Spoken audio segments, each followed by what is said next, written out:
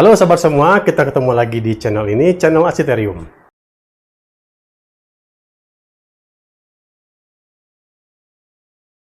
Sobat semua, satu hal yang menarik dalam dunia arsitektur dan rancang bangun adalah bagaimana kita bisa memanfaatkan material bekas di bangunan yang sedang kita kerjakan. Baik itu rumah, atau toko, atau interior, atau apapun. Di video kali ini, saya akan menunjukkan kepada Sobat Arsiterium semua satu bangunan, satu rumah yang pernah saya kerjakan, yaitu rumah tinggal, di mana rumah tinggal ini memakai material bekas dengan komposisi lebih dari 90%. Rumah ini dibuat tahun 2005, di mana ketika itu zaman smartphone atau kamera digital belum sebagus sekarang. Jadi waktu itu saya nggak kepikiran mendokumentasikan bangunan ini dengan video, karena memang nggak ada niat sama sekali untuk men-share di YouTube, tapi saya hanya mendokumentasikan berupa foto-foto aja. Jadi kalau sobat-sobat semua agak sedikit tidak sesuai dengan ekspektasi, saya mohon maaf karena ini memang dokumentasi hanya berupa foto. Oke sobat semua, langsung aja kita simak rumahnya. Jadi ceritanya sekitar tahun 2005 itu saya alhamdulillah dapat rezeki bisa membeli sebidang tanah yang dibilang cukup murah karena terletak di Bandung Utara di daerah Geger Kalong. Luas tanah sendiri 150 meter persegi dengan lebar muka 10 meter dan panjang 15 meter. Karena ini kebutuhannya rumah tinggal untuk saya tempatin, untuk saya pakai sendiri, saya waktu itu berpikir kenapa enggak saya bereksperimen di rumah ini dari segi desain dan dari segi material yang akan saya gunakan. Karena waktu itu masih pengantin baru dan anak juga baru satu, jadi saya nggak terlalu pusing dalam mengatur denah.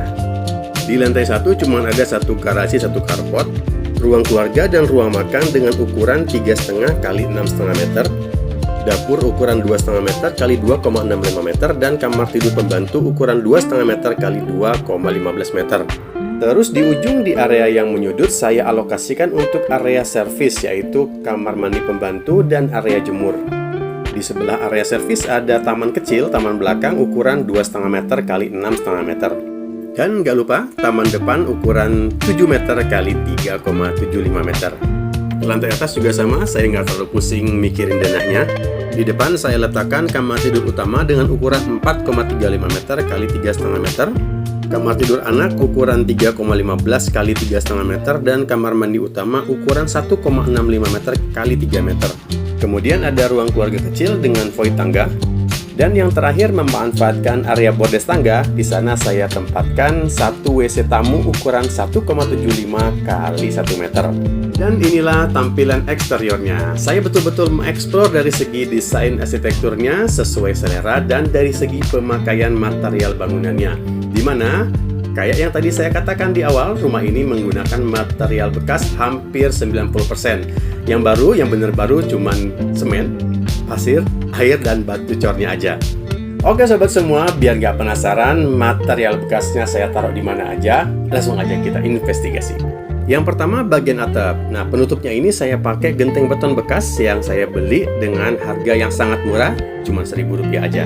Sekarang kita lihat ke bagian pintu, jendela, dan kusennya. Buat pintu dan jendela saya pakai dari bahan bengkirai hasil hunting dari tempat penjualan barang-barang bekas. Begitu juga dengan kusennya saya pakai dari bahan rasa mala hasil daur ulang dari bongkaran rangka atap. Nah karena saya itu seneng banget dengan yang namanya kaca, maka saya memanfaatkan kaca-kaca temper bekas bongkaran mall. Yang diantaranya saya jadikan dinding di sekeliling ruang tamu dan ruang makan di lantai 1.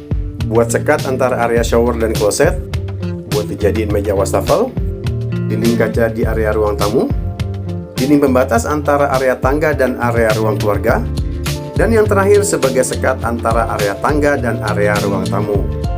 Oke, sekarang kita masuk ke bagian lantai. Di awal pembangunan, seluruh lantai di tingkat 2 itu memakai kayu parket bekas proyek. Dari mulai kamar tidur utama, kamar anak, sampai ruang keluarga itu pakai kayu parket bekas proyek. Tapi karena pertimbangan biar lebih terang, akhirnya parket tersebut saya bongkar dan diganti juga pakai granit yang 60-60 bekas proyek juga. Sementara di lantai 1 dari awal pembangunan, seluruh lantainya juga memakai granit bekas proyek. Tangga saya lapisi pakai multiplek tebal 10 mm dan dilapisi lagi pakai triplek melamin serat kayu.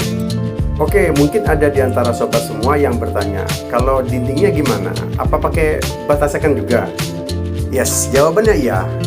Rumah ini saya pakai bata yang hasil bongkaran bangunan-bangunan tua. Jadi walaupun pakai bata bekas, tapi kualitas dan ukurannya itu jauh lebih baik dibandingkan bata-bata yang ada di zaman sekarang. Ini jalan setapak menuju teras masuk ruang tamu. Setiap tamu yang datang pasti nanya, ini angka dan huruf ini maksudnya apa sih? Sobat semua, angka dan huruf ini terbuat dari mainan bekas anak saya yang terbuat dari plastik. Karena ini rumah pertama saya, jadi saya tuh pengen membuat semacam prasasti lah untuk menandakan kapan rumah ini dibangun dan kapan selesainya. Jadi saya tuh membuat semacam kode acak gitulah.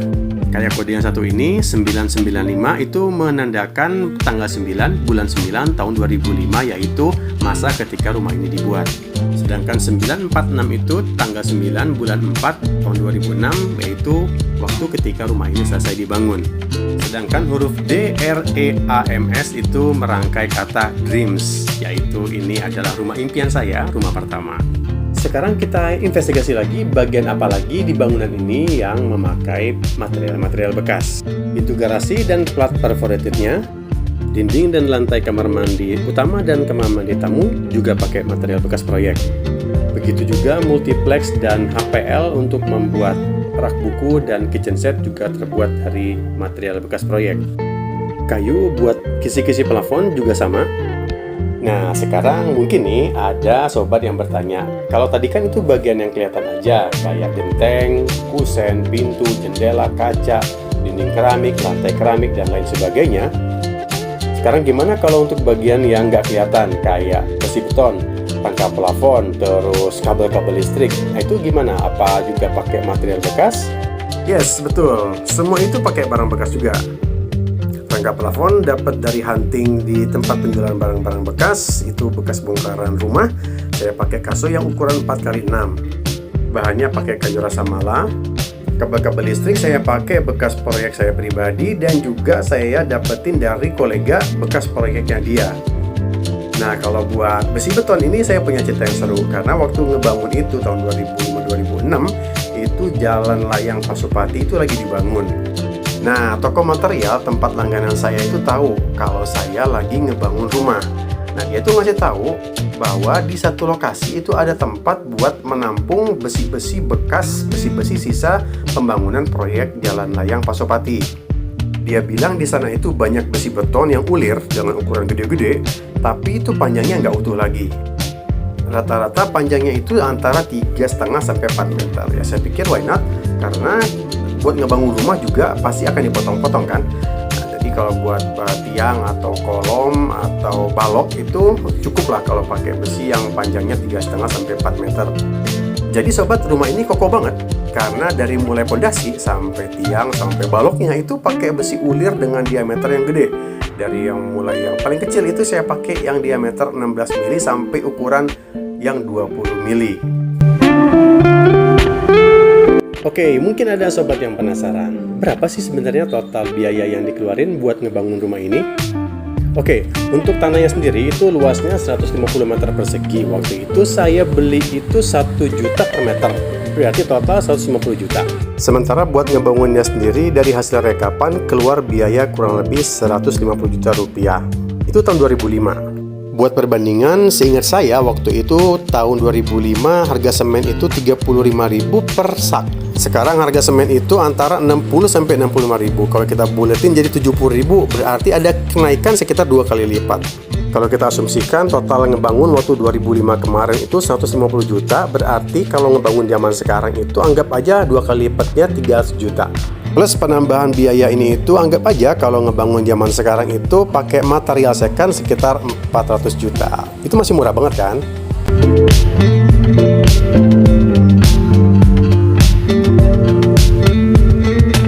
Oke, Sobat Aseterium, itu tadi dokumentasi rumah yang sudah saya pernah kerjakan, rumah saya pribadi, rumah pertama saya, tahun 2005 saya membuat rumah itu. Mudah-mudahan video tadi bisa memberikan sedikit motivasi atau sedikit kepercayaan diri bagi teman-teman semua, Sobat Aseterium semua yang ingin membangun rumah atau bangunan memakai material bekas. Sobat semua nggak perlu khawatir karena memakai material bekas di rumah tinggal itu bukan berarti akan jelek hasilnya. Itu tergantung dengan desain dan tergantung dengan pengerjaan yang kita kerjakan selama membuat rumah tersebut. Dan mudah-mudahan kita bisa ketemu lagi di video berikutnya di channel Asitherium ini dengan video-video yang mudah-mudahan lebih bermanfaat lagi, lebih inspiratif, lebih oke dan lebih keren lagi. Dan jangan lupa untuk terus mensupport channel Asitherium ini dengan cara kayak biasa, mengklik tombol subscribe dan like. Sampai ketemu dan salam Asitherium.